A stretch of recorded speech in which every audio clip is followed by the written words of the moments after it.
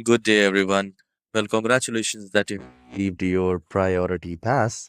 And before using priority pass, you need to activate it.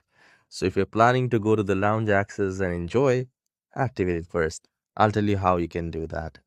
So go to the Play Store and type priority pass. Once you click on that, you will find priority pass like this, and you need to install it. Once it is opened, it should look like this. And here you need to activate your account first. So you need to enter the priority pass details and then you need to click on continue and activate it. Once you do that, you will see a window like this where you can search city, airport name and code.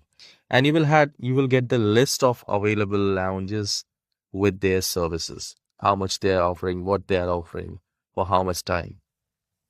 All right. So if you find this tutorial short and helpful, please don't forget to hit the like and subscribe. I'll see you in the next video. Have a wonderful day.